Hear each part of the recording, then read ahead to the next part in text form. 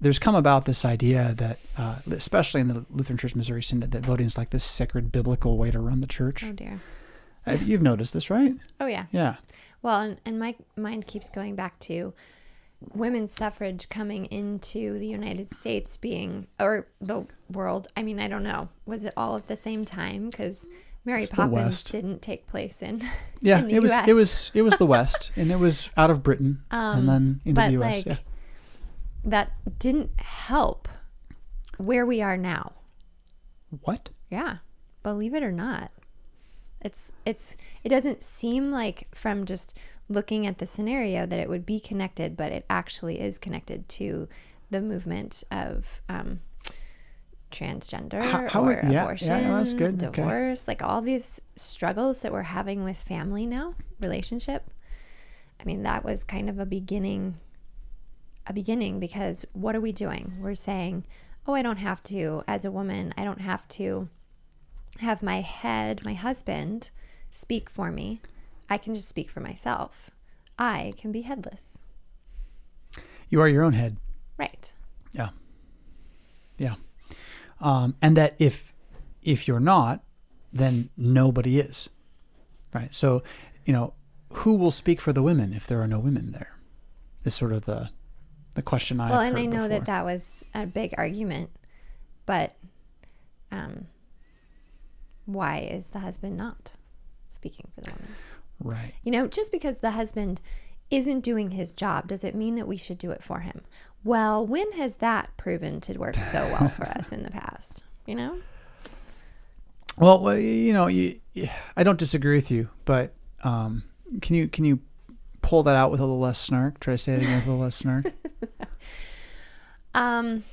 So if we just look at the church itself, I don't know, maybe that's too touchy of a scenario, but lead me and guide me if I'm going down a dangerous path. But so talk's got to happen, I think. If we look at the church itself and we see, oh, well, we don't have men involved in our congregational life anymore. Why? Well, where can they be involved? Where is it their responsibility to be involved? Are they allowed to be the elders and not have women saying, I want to be an elder too? Are they allowed to be the altar guild and not have women say, well, I want to be on the altar guild too? Are they allowed to be the acolytes and not have women say, well, why can't women be acolytes too? Where are men allowed to do the jobs and not have us knocking on the door? And have us instead appreciate that they are involved. So the nature of man is that thorns and thistles, like that was your curse, right? And so we as women come along and are like, well, I'll deal with the thorns and thistles. And the man's like, really? You will? So they go and leave and let you do it. Yeah. And then we're like, well, wait a minute, these thorns and thistles hurt. And they're like, tough. Get some gloves. I'm going to get a beer and watch the game. So, I mean, essentially what I'm saying is something that happens in marriage as well. Like if the husband isn't doing something, we as women have to allow it to fall apart in order for him to see that he's not doing a That good sounds enough job. like a hard call. It's really hard. Oh. Really hard. This is like a mild scenario, but something that I've struggled with. So women, your husband does not want advice when he doesn't ask for it. Okay. So True. yeah. So I know where I'm going. I don't need directions. There you go. So what do? You're in the car.